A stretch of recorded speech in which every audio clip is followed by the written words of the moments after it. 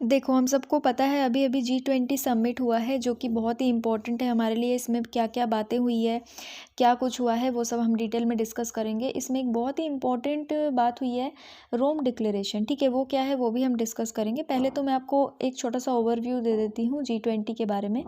देखो, G20 एक inter governmental organisation है, इंटरनेशनल ऑर्गेनाइजेशन है, जिसमें दुनिया भर के बहुत बड़े बड़े देश शामिल है। ठीक है, इसमें कौन कौन से देश शामिल है, नाम देखो। India, Argentina, Australia, Brazil, Canada, चीन, European Union, France, Germany, Indonesia, Italy, Japan, Mexico, Russia, सऊदी अरब, दक्षिण अफ्रीका साउथ अफ्रीका, दक्षिण कोरिया यानी साउथ कोरिया, टर्की, यूके और अमेरिका। ठीक है, ये सारे 20 देश इस समूह में शामिल है, इस ग्रुप में शामिल है, इसलिए इसको G20 कहा जाता है, ग्रुप ऑफ 20। ठीक है, इसकी स्थापना हुई थी 26 सितंबर 1999 को।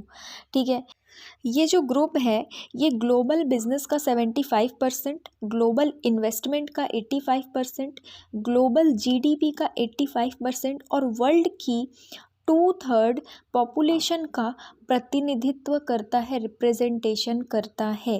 ठीक है, समझ रहे हो, ग्लोबल बिजनेस का 75%। देखा है आपने कितने बड़े बड़े देश हैं, ग्लोबल जीडीपी का 85% इसी में शामिल है। ठीक है ना, और वर्ल्ड की 2/3 पॉपुलेशन शामिल है इन कंट्रीज़ में। बड़े बड़े देश सब इसमें आ रहे हैं, तो ये तो हो गई। ठीक है, और G20 ग्रुप का मेन काम क्या है, ये जो ग्रुप है ये मेनली ग्लोबल इकोनॉमिक स्टेबिलिटी और क्लाइमेट चेंज के बारे में डिस्कस करती है, और कैसे इन चीज़ों को लेकर चीज़ें डेवलप की जाए उस बारे में इसमें डिस्कशन होता है। अब देखो, इस बार क्या इम्पोर्टेंट हुआ है। पहली बात तो ये कि इस बार G20 समिट रोम में हुआ। रोम कहाँ पर है, इटली में है।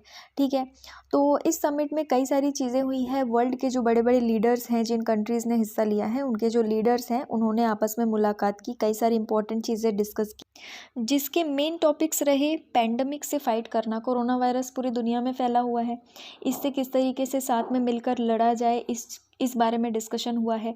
हेल्थ इंफ्रास्ट्रक्चर को कैसे डेवलप किया जाए, हेल्थ इंफ्रास्ट्रक्चर में हर चीज़ आ जाती है। ठीक है ना, हॉस्पिटल से लेकर डॉक्टर्स तक हर एक चीज़ हेल्थ इंफ्रास्ट्रक्चर में आ जाती है। किस तरीके से इन चीज़ों को डेवलप किया जाए। उसके बाद कई सारे देशों में, लगभग सभी देशों में लॉकडाउन लगा हुआ था, अभी भी कई देशों में लगा हुआ है। तो किस तरीके से इस इकोनॉमिक प्रॉब्लम से हम बाहर निकले, किस तरीके से इकोनॉमिक कोऑपरेशन को बूस्ट किया जाए, और आगे चल के किस तरीके से इनोवेशन को और ज़्यादा सपोर्ट किया जाए। ठीक है, उसके बाद देशों ने ये भी डिसाइड किया है कि हम जो emergency use authorisation COVID vaccines के लिए चाहिए। इमरजेंसी यूज़ ऑथराइजेशन क्या होता है, मैंने अलग से वीडियो बनाया है, आप जाके देख सकते हो। इमरजेंसी यूज़ ऑथराइजेशन का जो प्रोसेस है, उसको थोड़ा फास्ट करने के लिए, कोविड वैक्सीन्स के लिए थोड़ा फास्ट करने के लिए उन्होंने एग्री किया है। ठीक है, उसके बाद इस डिस्कशन का जो सेंटर पॉइंट था वो था क्लाइमेट और एनर्जी। ठीक है, ये जो अपने जो कोल फील्ड्स हैं, जो कोयला निकालते हैं हम, जो भी फ्यूल्स हैं जो कि हमारे जो एटमॉस्फेयर को बहुत ज़्यादा हार्म पहुंचा रहे हैं। ठीक है, ग्लोबल वार्मिंग हो रही है, तो उस चीज़ को कम से कम यूज़ करने की बात कही गई। ग्लोबल लीडर्स जो हमारे हैं, उन्होंने ये भी प्लेज किया, ये भी कसम खाई कि हम कोल पावर प्लांट जो है उनको फाइनेंस करना धीरे धीरे बंद कर देंगे, ताकि कोयले के कारण जो नुकसान है वो तो एटलीस्ट कम हो जाए। ठीक है, क्योंकि कोयला जलाने से भी कई सारे ऐसे गैसेस हैं जो निकलते हैं, जो कि बहुत ज़्यादा हानिकारक हैं हमारे क्लाइमेट के लिए, और हम सबको पता है कि क्लाइमेट चेंज किस तरीके से पूरी दुनिया को बर्बाद करता जा रहा है। ठीक है, तो ये सारी बातें हुई है वहाँ पर।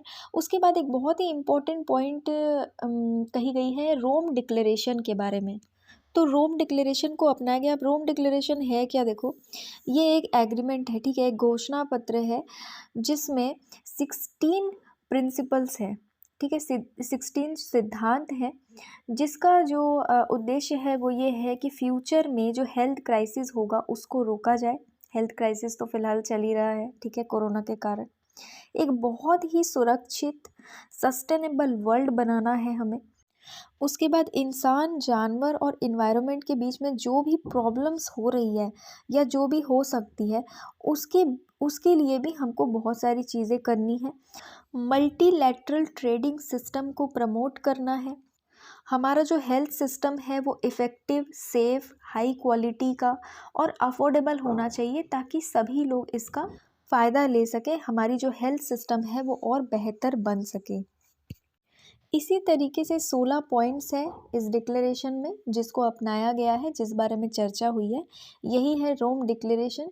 ठीक है, तो अगर आपसे पूछा जाए कि रोम डिक्लेरेशन कौन से समिट का पार्ट है, तो G20 समिट का पार्ट है। G20 को इस बार किसने लीड किया है? रोम ने लीड किया है। ठीक है, रोम कहाँ पर है? इटली में है। तो हमने डिटेल में G20 समिट जो इस साल हुआ है उसके बारे में डिस्कस कर लिया है। फिर भी अगर कोई आपको डाउट या कन्फ्यूजन हो या एक्स्ट्रा पॉइंट्स आपको चाहिए हो तो आप मुझे कमेंट बॉक्स में पूछ सकते हैं। आज के लिए इतना ही। Thank you.